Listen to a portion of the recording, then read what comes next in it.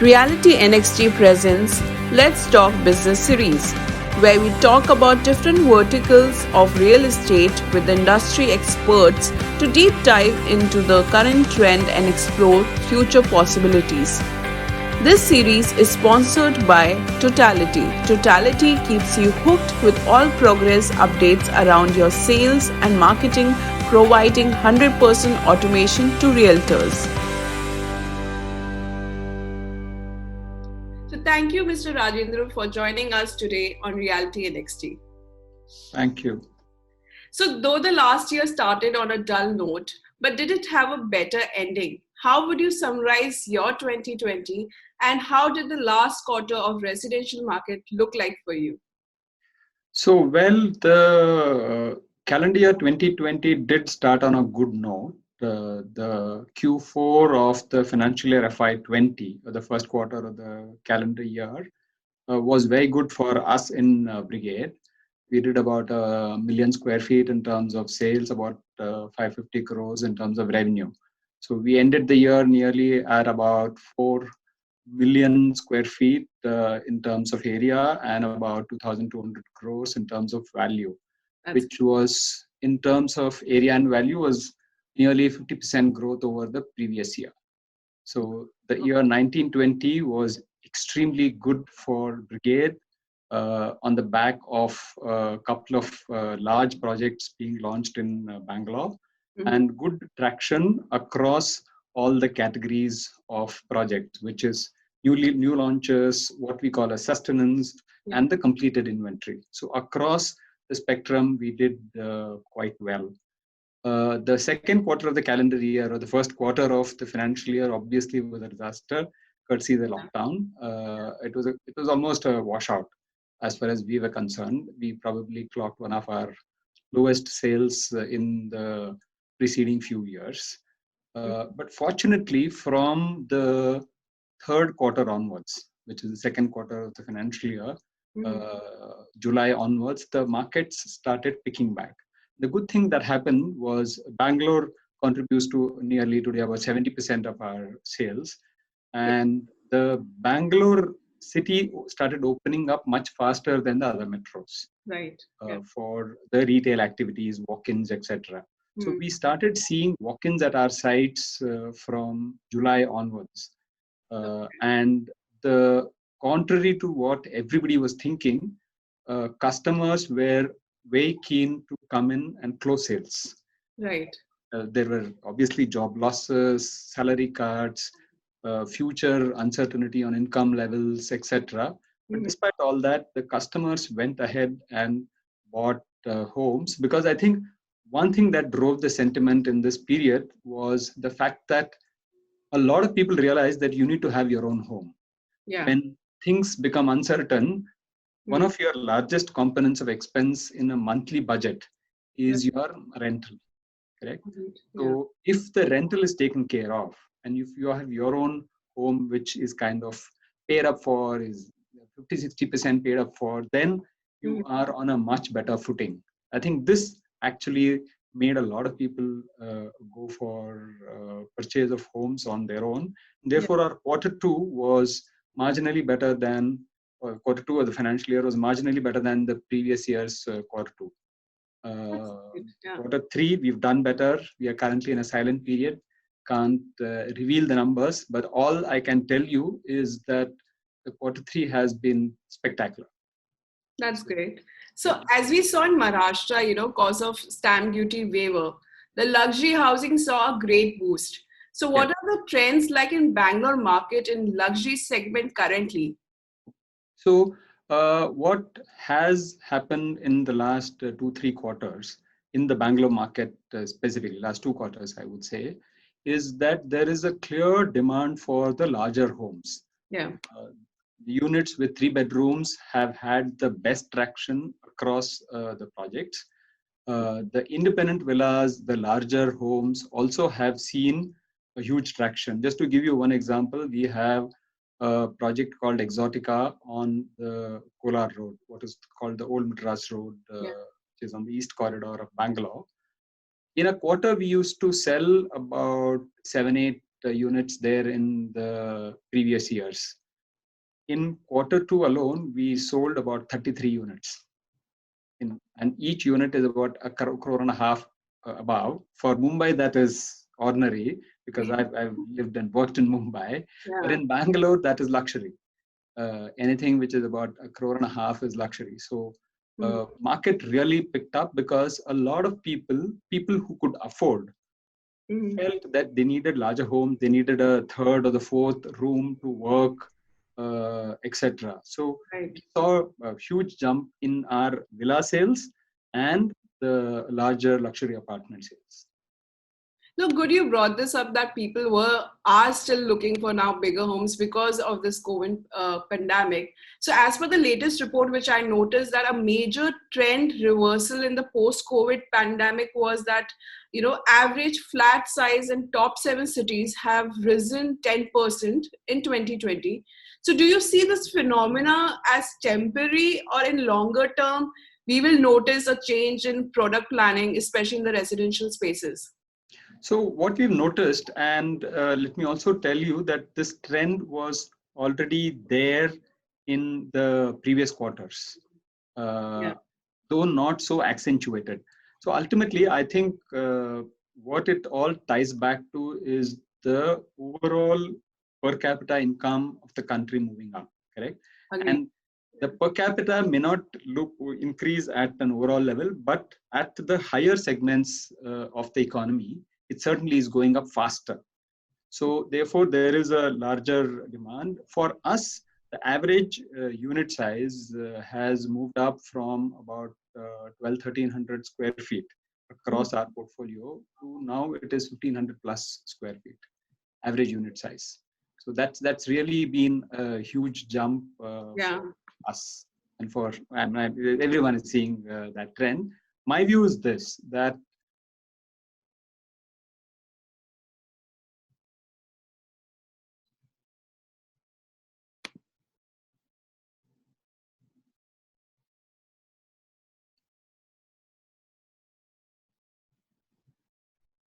the link is gone. I think in between your net got, I think, disconnected. Yeah, correct. So so all that I was saying is that this trend of working from home is going to continue.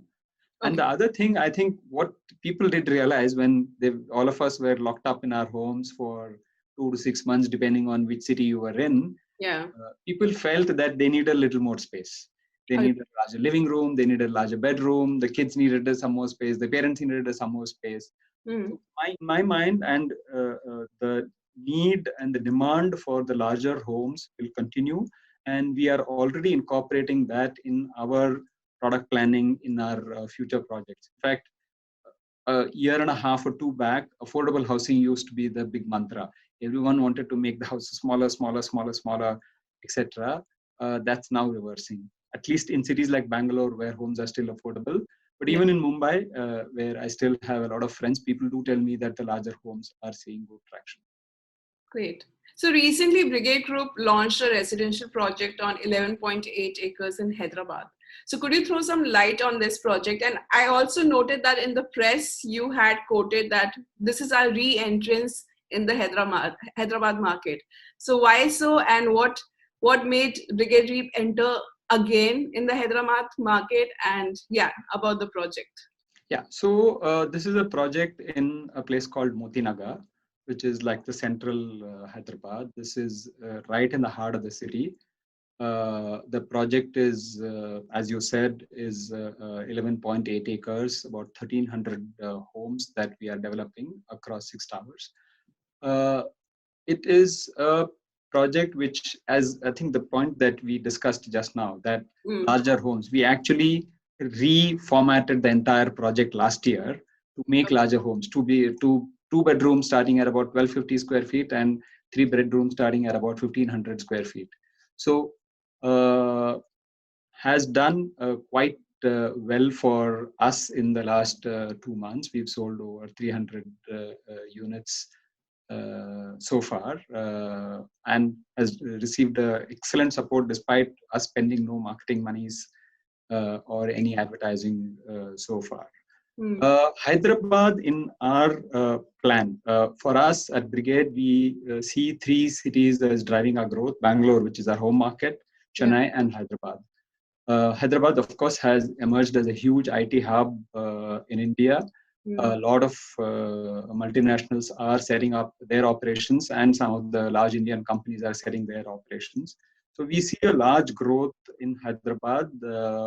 Our first project in Hyderabad was called Brigade at number 7 in Banjara Hills. It was a premium project, one apartment per floor,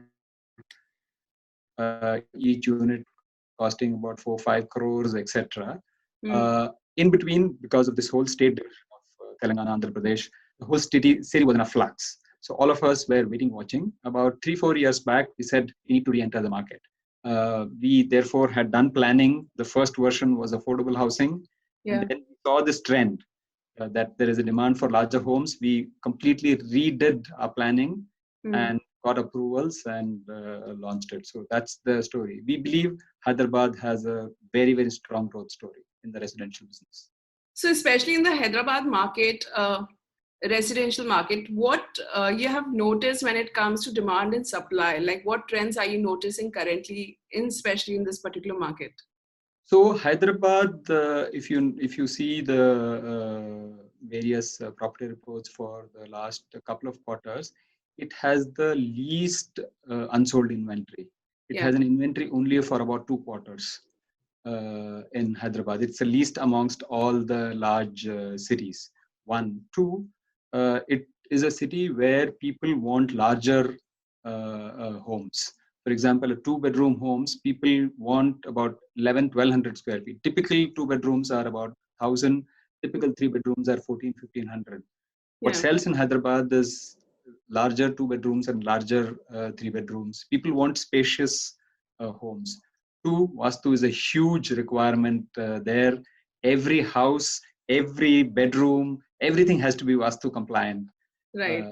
And you can't have 2 units touching each other. So the market is very, very specific in their demands and requirements. And we have crafted our product in line with what the customer expects. So that's what we see. Larger homes. In fact, that's one city you would be surprised. There are people who are doing 6,000, 7,000 square feet homes. Wow. Apartments. These are not villas, they're apartments. So I've never seen that anywhere else. So do you think luxury market, especially in Hyderabad, will grow? Will grow. That market always had money. Yeah. Even before the state split happened, the market always had money. So the villas, etc., were doing well in that project. So I believe that in Hyderabad, the luxury market will certainly grow. So as you quoted, Brigade Group is quite strong when it comes to Bangalore, Chennai, and Hyderabad market. So apart from this, is there any future plans of Brigade Group entering into the northern and western region of India? This is a very favorite question of all the journalists. Currently, no. We believe that these 3 markets offer us enough opportunities for our growth in the next few years. We will keep evaluating, however, markets like Pune. We're fairly clear that you don't want to get into Mumbai and NCR at this point in time. But markets like Pune, which we believe are very interesting and are very similar in characteristics to, say, a city like Bangalore. So we are evaluating, but at this point in time, these 3 cities. Okay. So apart from location, I want to know from the home buyer's perspective, you must have definitely noticed. So apart from location and price, what are the other variable factors that triggers home buying decision? And according to you, how it's evolving over the period of time? Yeah. So one thing which has happened, and you would notice that across the cities, is that buyers are today preferring brands, large brands. Yeah. Market is consolidating towards the larger players.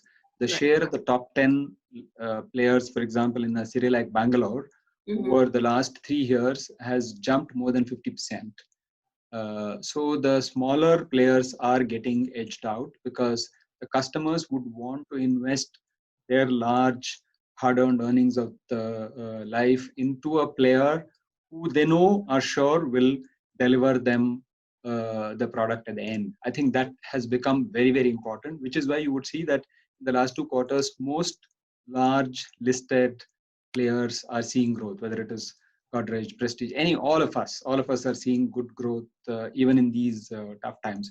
So Right. clearly, market is consolidating.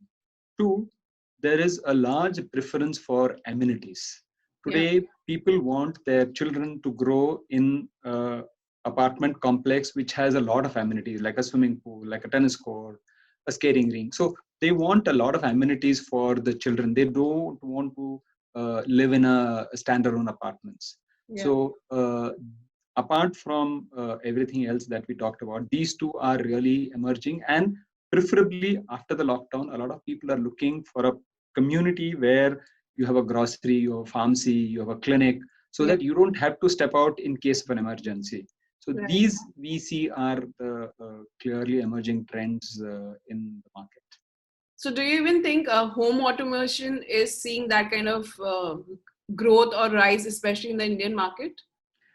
Well, home automation actually has common spurts in this country. I mean, I remember when I was in Mahindra in 2008, 9, we did the home automation for the first time. But that time it was a lot of experimentation, didn't go well. Today, yes, people are looking at home automation, but if you ask me, with a lot of automation coming through your Alexa and all these devices, it's really not the huge differentiator, because you also have to remember that once you do the automation, Yeah. you have to always, everything has to work well, and in electronics it's not the easiest thing to manage. So home automation will be important from a security perspective. For example, a video camera Yeah. connecting the entire campus through a central TV, etc., would be very, very important. Okay. uh, but home automation, for example, for your AC, those have now become very easy. I mean, you can do it on your own today. Yeah. So On phone. I don't think developers have to do it. Okay. So good you brought that point of branded developers, because in the recent reports that I noticed that all of the inventory that moved in Bangalore last year, 65% belonged to branded developers. So do you see this trend going further and branded developers will keep getting better share of the whole pie? I absolutely think so, because what has happened is that in the last 2, 3 years, even before the COVID pandemic, the Yeah. overall real estate wasn't doing all that great. If Right. you saw the growth, there wasn't growth, though people like us were growing, but the overall market wasn't growing Yeah. because a lot of the smaller players were getting edged out. And with a lot of curbs on real estate sector financing Mm. and the NBFC's trouble Yeah. that did happen in 2018-19. Yeah. So that has added to the sector's woe. So the only people who are financially disciplined, like Mm. us, who have very little debt on the residential real estate, Mm. would continue to do well, will have the ability to deliver the projects. And therefore, this is like a positive cycle feeding on each other. We Yeah. do well, people come and invest, and therefore it continues. I see that trend continuing. So of course, when you say it comes to, even the trust factor from the customer, but when it comes to with regards to you in terms of residential market, what it really takes to build a reliable brand? Is it just about the branding exercise that is needed, or is there any other attribute that makes sure the brand and real estate ecosystem emerges as a brand to rely upon, or the customers can trust? See, there are few things that go into building a brand like Brigade.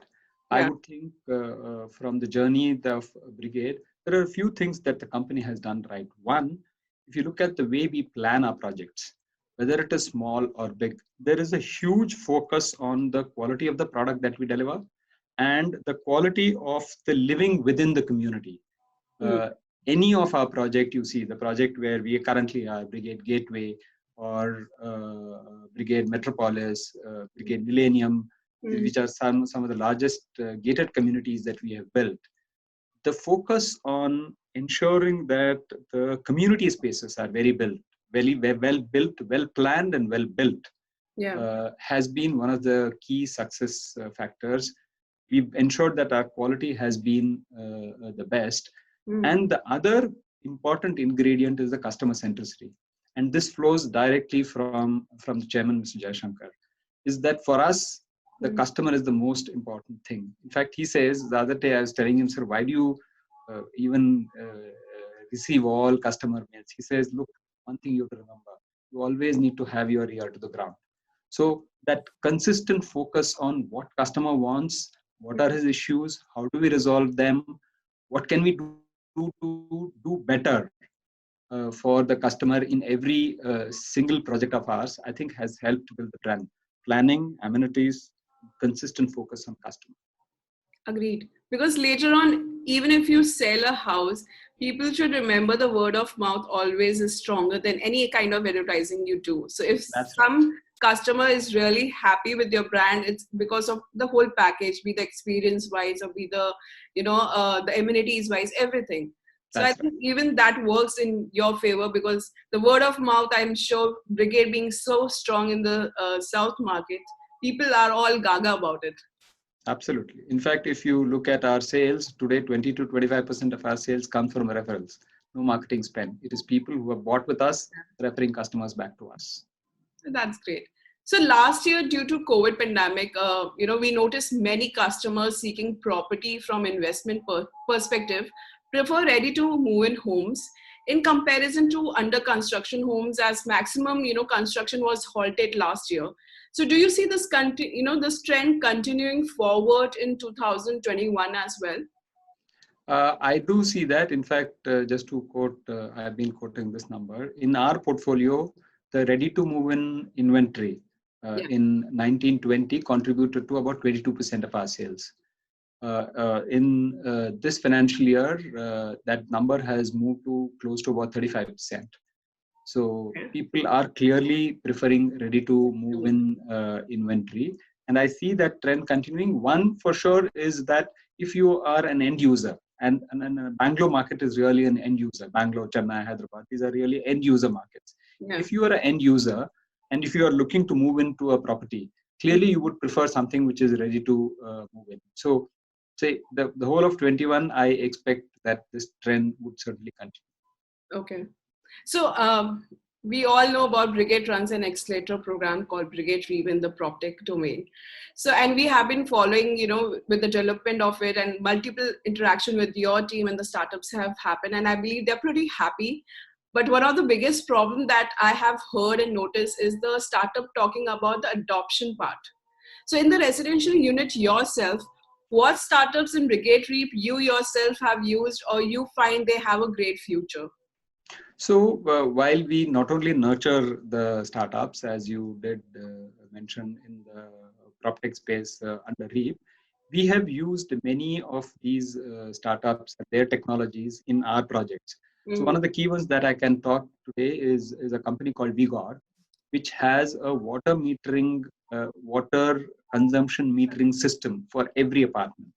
Right. Correct. So all our projects going forward are going to have VGOT, which means Good. the customers can measure the intake of water into every house.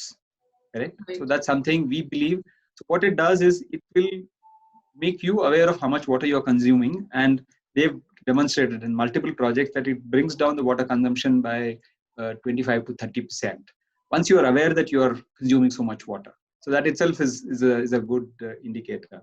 And then we have used a company called Smarter Dharma, which works on the sustainability solutions for real estate projects. In one of our large project called Utopia, Brigade Cornerstone Utopia in East Bangalore, then we have used a company called PropVR, Clairco, which is into the Okay. air conditioning solutions. We've used QuickSpec, which is for desnagging, Yeah. Eco STP. So the list goes on and on. So one of our endeavors always is that if there is a relevant technology by the REAP team, our team, whether it is in marketing, whether it is in execution or in the quality, we try and adopt them. Actually, do be the pilot for them in some cases, but many of them, I must say, have gone and got many non-Brigade real estate clients across. In fact, 100% of them so far. So we have been trying, and we've been very happy with many of these. So what is the technology you are maximum betting upon when it comes to residential? Because we have noticed last year, how many society apps have come in, and a lot of people are doing in-house, builders are doing in-house technology or coming up with these third-party tie-ups. So do you see these third-party tie-ups or these apps are going to grow further in this year, and we will see Brigade, group also getting involved in this? Third-party apps, if you're referring to apps like Society, yeah. MyGate, Adda, certainly will grow, because I think what they do is they connect the entire community on your mobile through an app. Like currently where I stay, the community uses Adda. So what's happening, messages. So it's so much easier. We are talking to someone currently to develop, because what it will also do is it will ease a lot of our work when we hand over the society to the customers, when we start billing them, etc. So it is not only helping the customer, it will also help us. So we are currently talking to one of the largest such vendors. Whether we will do our own brand, their brand is a question that we decide. But yes, I think it's an interesting space. We are exploring it currently. Great. So now the union budget is around the corner. So what are your viewpoints? What I'm sure everyone has, some kind of recommendation that, or some kind of hope that the government should consider when it comes to real estate sector. So we have at least a couple of wish lists. One of them clearly on the GST. Today, the biggest contributor to cost escalations has been the GST on the cement. GST on cement is 28%. And if we as a country have to grow, infrastructure, real estate will be one of the largest drivers. So if we have to make housing affordable for the customers, and the customers need not be only in the lower income bracket, even for someone who is earning, say, $1 lakh a month, $1.5 lakh a month. Today, affording a house is not an easy thing, because we are putting in so many of these. So one request that we would have is to reduce the GST on cement. Second, in 2019, 1st April, the government withdrew the input tax credit facility for the real estate sector, particularly the residential real estate. All projects launched after 1st April 2019, there is no input tax credit, which actually meant in the markets of South India, the cost per square feet went up by 400 to 500 rupees, and it straight got passed on to the customer. So according to us, this is something which is only making the houses costlier. So if we want to make housing affordable for the larger sections of the society, I think input tax credit reintroduction would help. Third, has been a demand for quite some time, has been to increase the limit on the interest eligible for income tax exemption. Today it is just 2 lakhs. At 2 lakhs, you would probably get a house which is 20-25 lakhs, correct? Tell me, where will you get a house at 20-25 lakhs? So we think that this limit needs to increase to encourage people to invest. It will also make home owning a lot easier for the customers. So those are the 3 top expectations from our side. So thank you so much, Rajendra, for joining us today. It was a lovely chatting with you and getting to know more about the South Indian market from you, because I think I would consider you maximum the expert on this particular South Indian market when it comes to residential space. Thank you. Thank you very much. Thank you.